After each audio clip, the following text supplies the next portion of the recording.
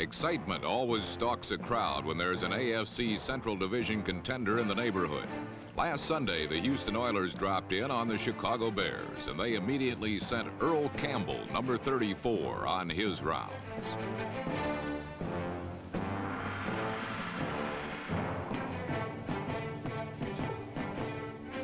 The anticipated running duel between Campbell and the Bears' Walter Payton never materialized.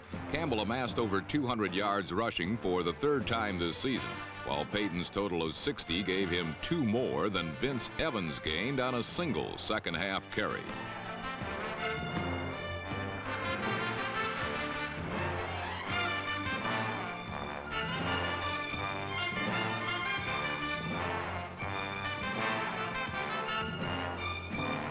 But for every Chicago step forward, there was one backward.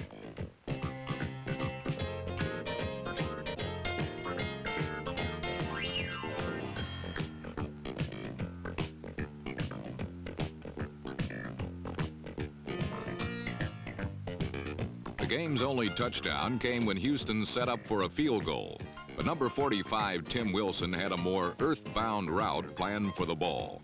Number 51, Ted Thompson, cleared the right side for Wilson, who took Gifford Nielsen's shovel pass in for the score. The 10-6 victory gave Houston sole possession of the AFC Central lead, and with the Browns and the Steelers scheduled to visit the Oilers' neighborhood before the season ends, that lead looks as healthy as an Earl Campbell charge through the middle. The Pittsburgh Steelers have worn a long face in 1980. With 4 losses, their dominance of the AFC Central Division has eroded. But against Cleveland, hangdog expressions disappeared when Terry Bradshaw showed flashes of his fabled brilliance.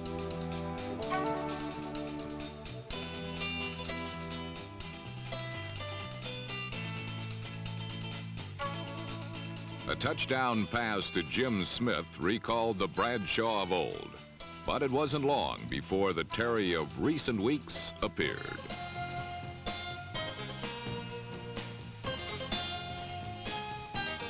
Clinton Burrell, number 49, had 2 of Cleveland's 4 interceptions, while the arm of Brian Sipe in the hands of Dave Logan, number 85, also brought the long faces back to Pittsburgh.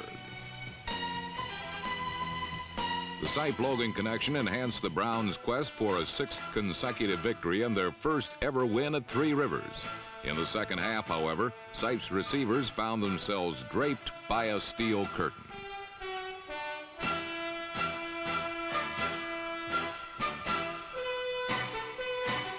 The Browns' slim 13-9 fourth-quarter lead befitted a team known as the Cardiac Kids. But with 11 seconds remaining in the game, Bradshaw and Lynn Swann, number 88, combined for a touchdown that gave Cleveland cardiac arrest. The Steelers' 16-13 victory left them and the Browns with identical 7-4 records, only 1 game behind Houston. It also left them with the smiling faces that accompany buoyant spirits.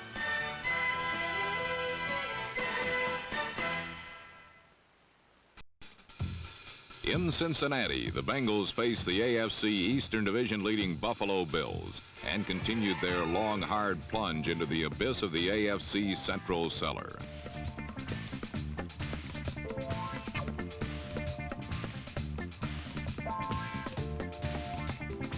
Ken Anderson and the Bengals continually played into the Bills' hands.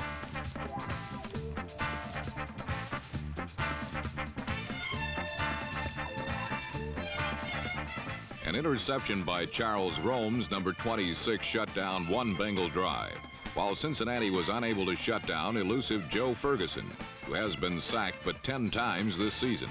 Ferguson took advantage of an injury-racked Bengals secondary that started 2 rookies.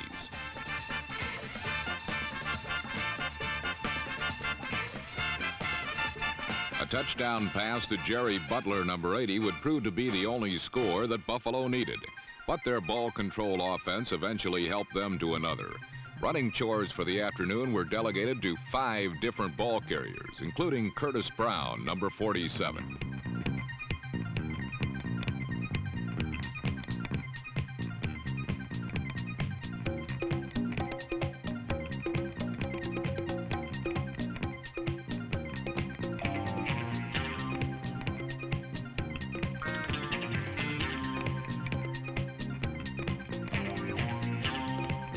Brown finished the day as Buffalo's leading rusher, and when Roland Hooks, number 25, scored the Bills' second touchdown, Brown helped clear the way. So did veteran guard Reggie McKenzie, number 67, who screened out 3 Bengals. The 14-0 Bills win isn't likely to be repeated this week against Pittsburgh, a tough team stalking a very tough neighborhood known as the AFC Central Division. Quarterback Doug Williams has endured constant criticism regarding Tampa Bay's turnabout in the NFC Central. A playoff team a year ago, the Bucs have fallen hard in 1980. Williams is to blame, skeptics say, since he has not yet developed into a consistent NFL quarterback.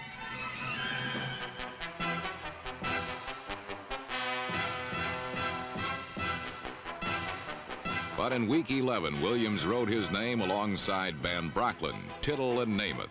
His performance against the Minnesota Vikings was the 4th best in NFL history.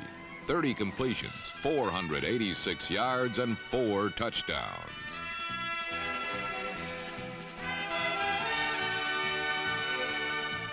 Minnesota's Tommy Kramer could not boast Williams' yardage total, but the Vikings bested the Bucs' point total by 8.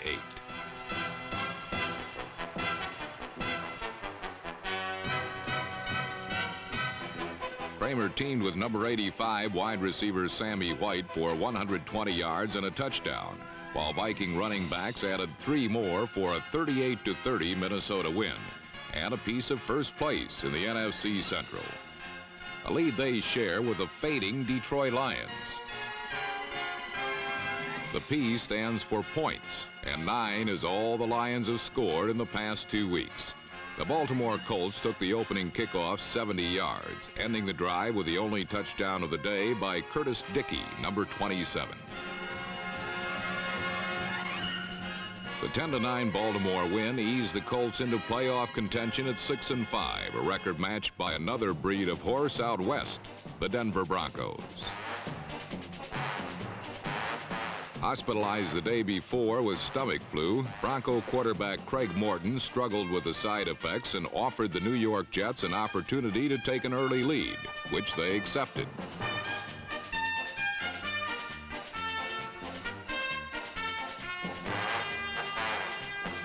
The Jets' preseason plan to combine wide receivers Wesley Walker and Lamb Jones, number 80, into twin game breakers materialized briefly in the first half. Jones recorded his first 100-yard receiving day as a pro, and his touchdown earned the Jets a 17-3 lead in the second period. Despite his illness, Morton rebounded with his finest day as a Bronco, passing for over 300 yards and 2 touchdowns, the first to tight end Riley Odoms, number 88.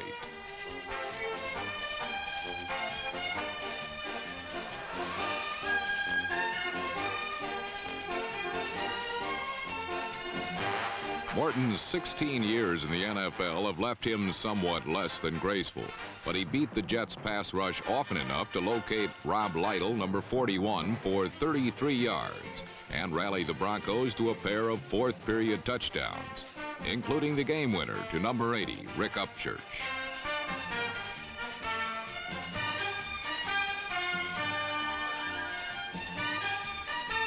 The 31-24 win put Denver over the 500 mark for the first time this year as the playoff deadline draws nearer for those in the AFC West.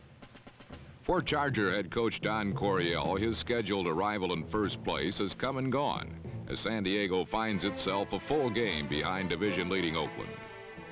After losing 4 of their last 6, John Jefferson and quarterback Dan Fouts prepared for a turnaround against the Chiefs.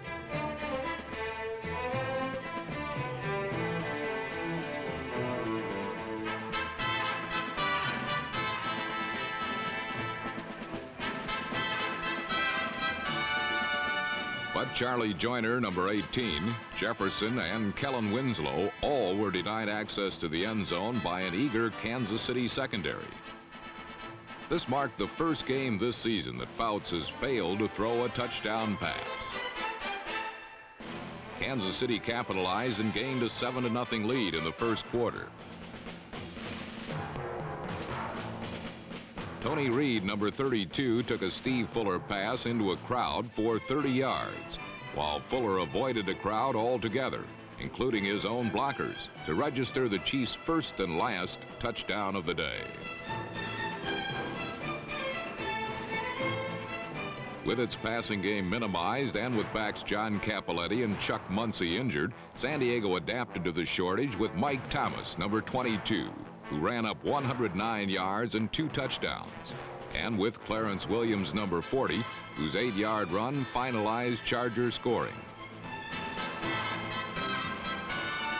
For Kansas City, stopping Jefferson and company was not enough. The 20-7 win proved the Chargers could risk fewer turnovers and win with the run to remain in the playoff picture in the AFC West.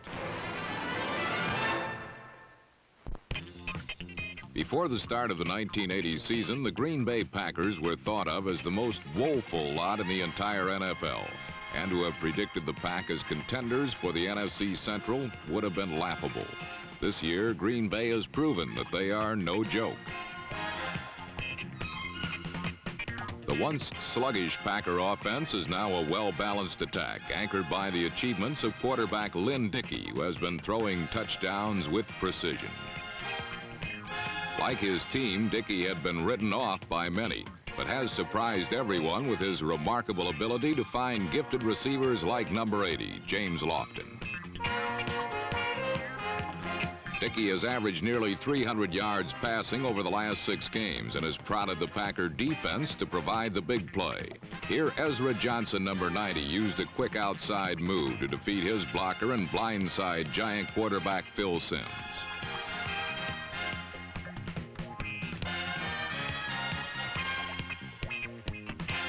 Like Green Bay, the Giants' inability to move the ball had written them off into oblivion, but the recent luster by New York's quarterbacking has brought back the polish to the Big Apple. On their very first play from scrimmage, Simms connected with number 83, Ernest Gray, for a 50-yard touchdown. Packer head coach Bart Starr grimly realized that an early hot hand by Simms might melt the confidence of his suspect secondary, and that is exactly what happened. Simms passed for 332 yards and tossed 3 touchdown passes to Gray as the Giants upended the Packers 27-21 for their second consecutive win.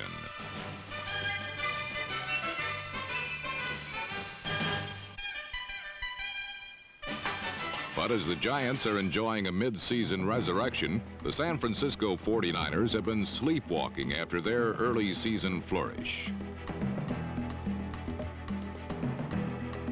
Opposing quarterbacks have thrived on the 49ers' inability to defend the pass, and too often San Francisco has been caught napping, like in this 52-yard completion to Jimmy Cefalo, number 81.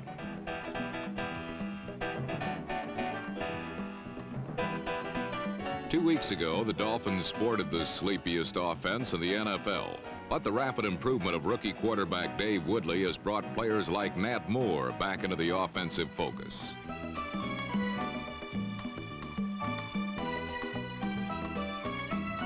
Winless in their last 7 games, the 49ers were starving for a taste of victory, and this third quarter Steve DeBerg-Freddie Solomon touchdown forged a tenuous but gratifying 3-point lead.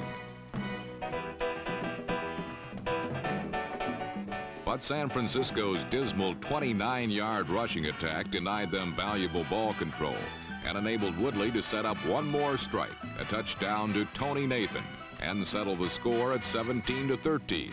The Dolphins are now 6-5 and remain within 2 games of the AFC Eastern Division lead.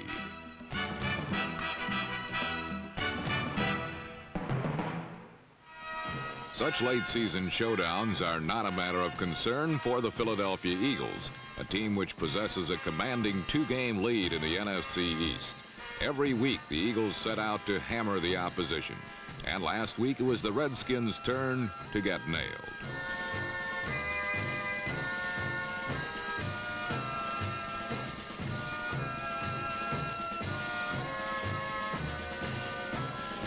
This touchdown by number 88 John Spagnola helped build a 14-0 first quarter lead.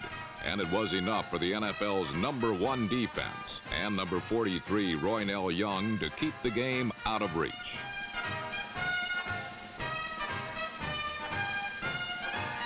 This Eagle defense aroused considerable skepticism when a feeble Saints team rendered them vulnerable the previous week. But against Washington, the Eagle defense proved impregnable.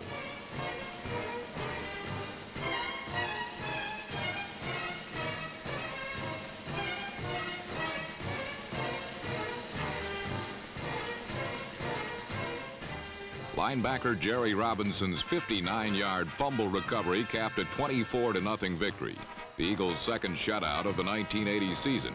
Not since 1960, the year of their last title, has an Eagle team appeared so dominant. And with the NFL's best passer, best defense, and best record, another championship may soon belong to the city of brotherly love. These Saints fans are obviously in the wrong costumes because their football team hasn't had a game in the bag all season. New Orleans has lost 11 straight games, the longest futility streak in club history. The one that got away has been a familiar Saints saga. Kicking an extra point is a routine exercise for most teams. Benny Ricardo managed to make this one, but not without mishap. The Saints actually managed to score first against the Falcons. However, touchdown spikes have been so infrequent for New Orleans this year that Wes Chandler seems to have lost the knack.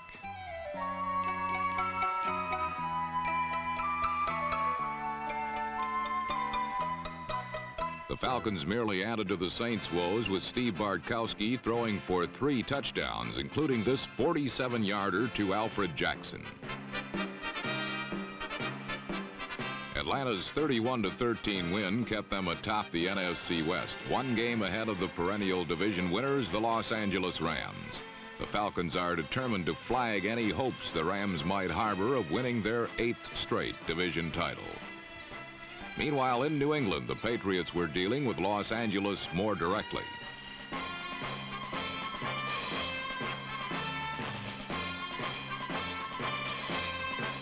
Steve Grogan's 35-yard touchdown pass to Don Hasselbeck put on the pressure, but the Rams countered by digging deep into their playbook.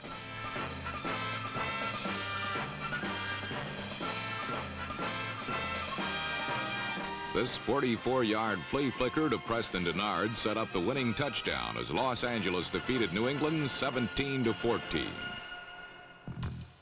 The Dallas Cowboys are 2 games behind Philadelphia in the NFC East, but they didn't let this fact dampen their enthusiasm.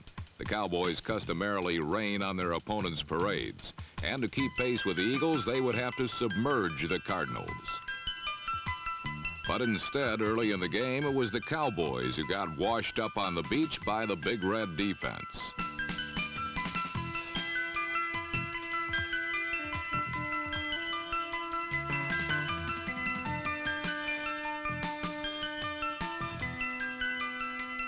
O.J. Anderson, number 32, displayed sure footing on the Cardinals' first play from scrimmage as he hydroplaned for a 51-yard score.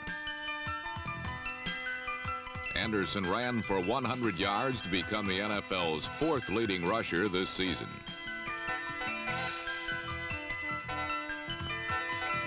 Coming in, the Cardinals' record was only 3-7.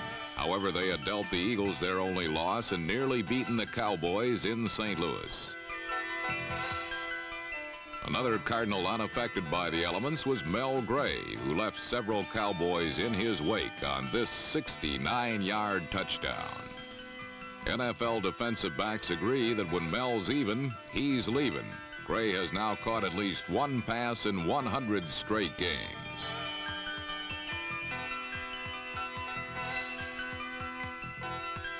Danny White, who doesn't realize you can't replace a legend, took command at this point and led a Staubach-style comeback with the help of an airborne Preston Pearson.